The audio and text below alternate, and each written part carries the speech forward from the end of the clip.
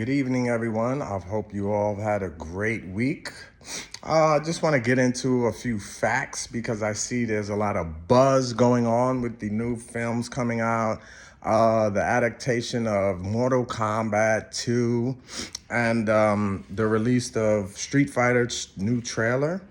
So there's a lot of rivalry between these two companies, and a lot of people don't know the history of these two franchises, which I want to clarify and get it straight.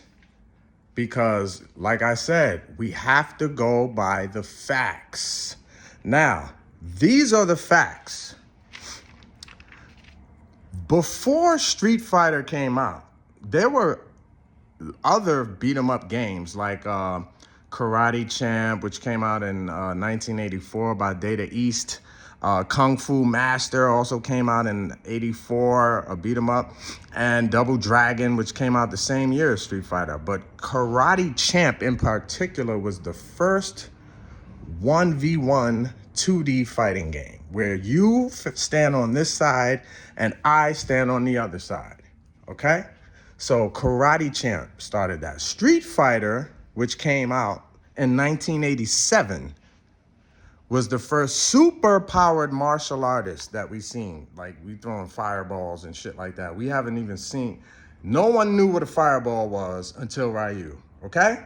So all this Mortal Kombat shit, none of y'all knew what a fireball was until you seen Street Fighter 1, okay? In 1987, Street Fighter 1 drops. Mortal Kombat was nowhere to be found, okay? Mortal Kombat did not exist.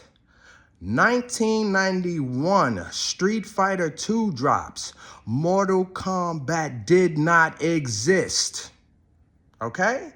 Now, a graphics art designer named John Tobias and Ed Boon saw Street Fighter 2 and wanted to make a fighting game to challenge it.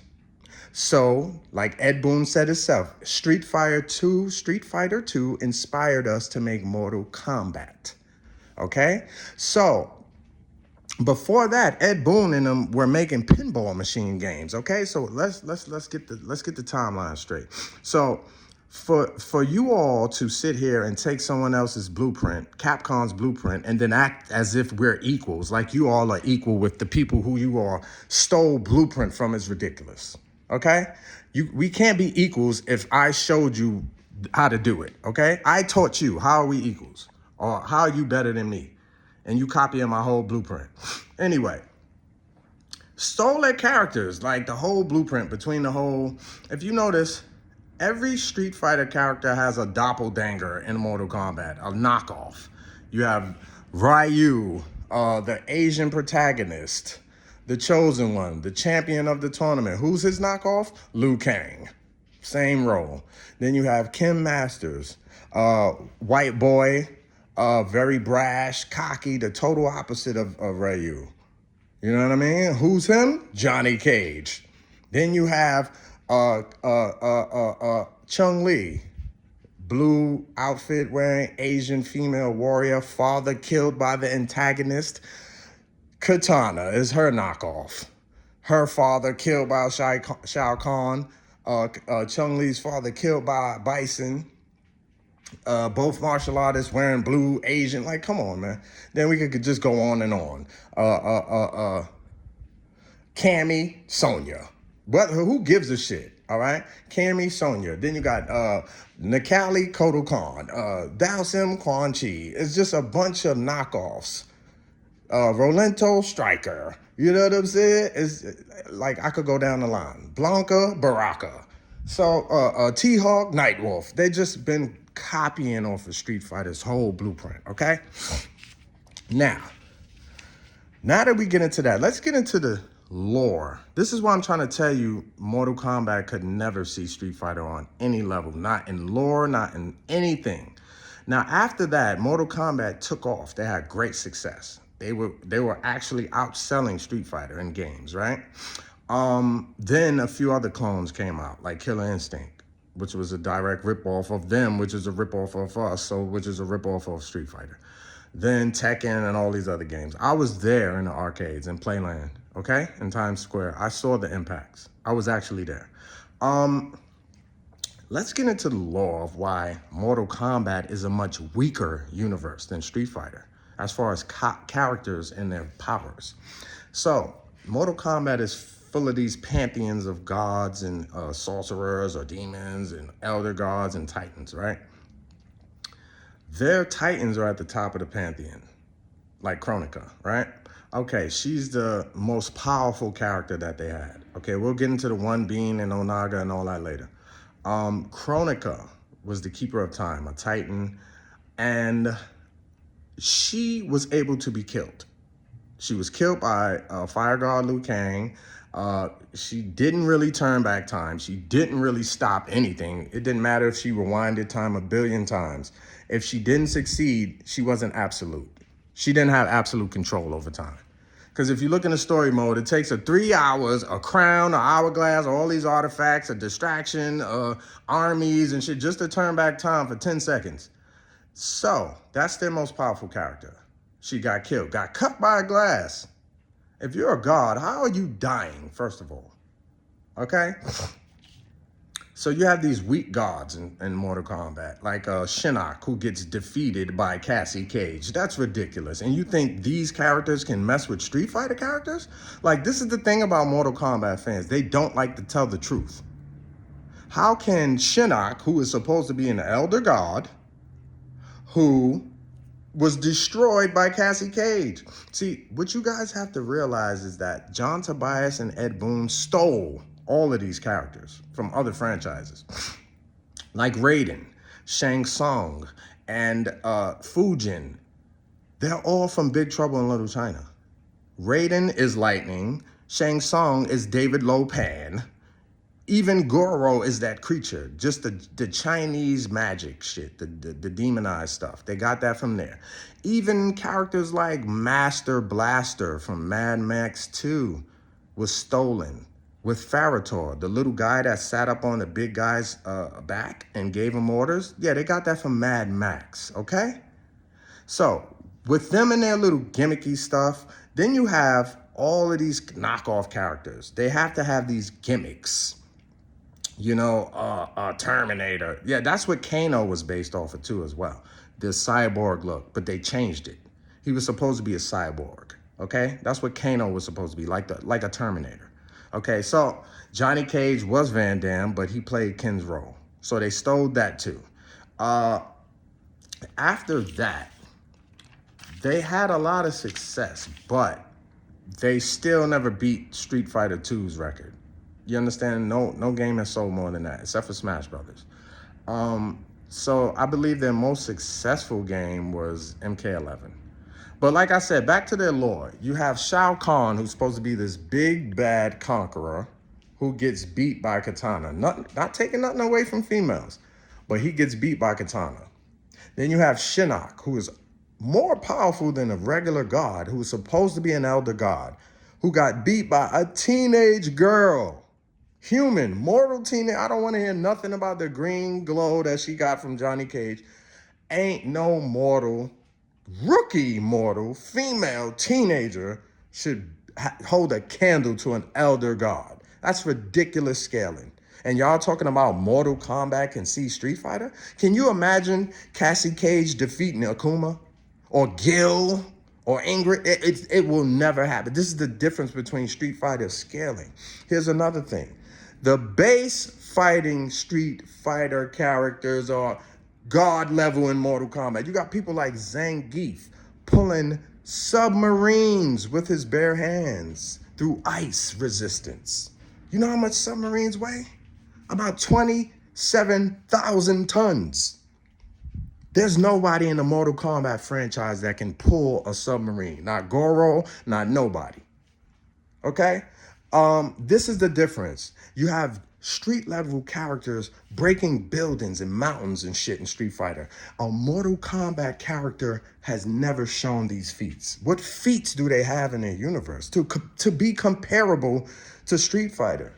Because of the name, You think because the name Street Fighter means they're just regular street fighters? No, they're super powered martial artists, okay? Don't let the name fool you. They have much bigger damage output. When you check on the scaling between these two characters, the Street Fighter character always outscales the Mortal Kombat. Bigger damage output, faster speed, much more durability. That's why these characters couldn't last. And they're not going to tell the truth. You know that. But like I said, so you have these elder gods getting washed. You got Onaga, gets beat by a human old man. You understand these gods? Could you see an old man like Shijinko beating Akuma or Gil or Shang Long or somebody crazy in Street Fighter? Their gods are street level fighters in Street Fighter. You understand? Akuma destroyed hell. You understand? Jumped from sea level and punched comets and meteors from killing the Earth. E Honda headbutted a meteor, saving the Earth, and he's street level. Name somebody in Mortal Kombat that can do that. Okay, so that's the difference. And then our gods are just ridiculous. Look at Ingrid the other day. They just released the Ingrid trailer. Okay, a teaser, not even a gameplay. And her first appearance, she shattered reality on a whim. She tapped it. That just overthrew every feat in Mortal Kombat and Tekken put together. One little teaser just debunked everything in Mortal Kombat's history, and they can't stand it. I've seen that post too in Game Facts, so I'm not the only one that knows this. So that's the difference between their base level characters and Street Fighter's base level characters, their gods and Street Fighter gods. So don't compare the lore, okay? You listen to Death Battle and all these liars who are very biased towards Japanese anime for whatever reason, because most of them are just backyard wrestlers that don't like Asian people. So you sit there and you think that holds relevancy in a debate. Death Battle holds zero relevancy. If you bring them up, you're going to get laughed at because that's fan made. None of the shit they made is in canon. So it doesn't matter what they say. That's two people's opinion. Don't ever bring Death Battle up, okay? They done got debunked by so many fans, it's ridiculous. They hold zero credibility in anything. So, back to the facts. Akuma destroys hell in the Udon comics. Yes, it's canon.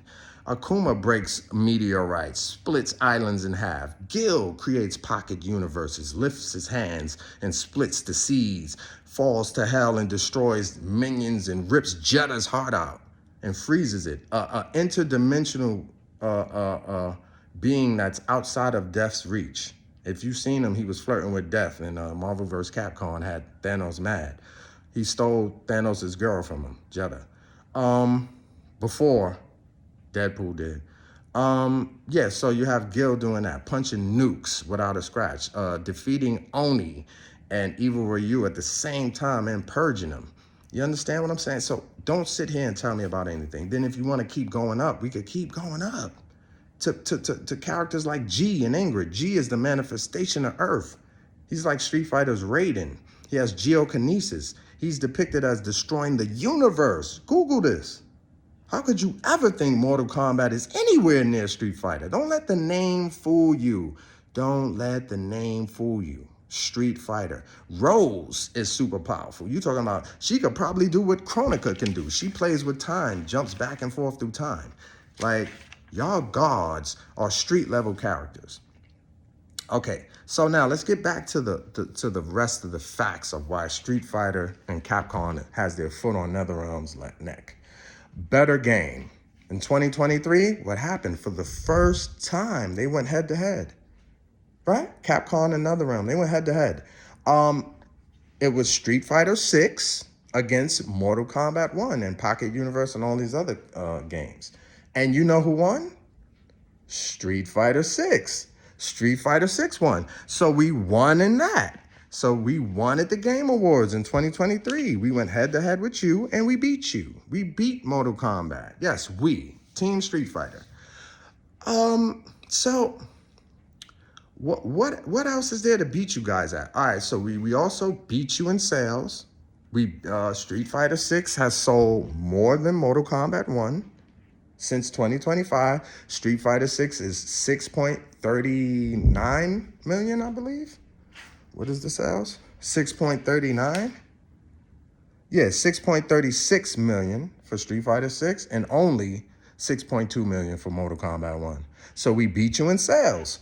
And the only thing left is the movie, okay? So I know you all ran to make a new Mortal Kombat, whether it's Mortal Kombat 13 or Mortal Kombat 2, whatever. But you still gonna be down one. Y'all are down two. Y'all can't even play catch up. Even if you sold more at the box office, which I doubt, you still down one because we up two. So you'll still be down one. Y'all are playing catch up, Mortal Kombat. You understand?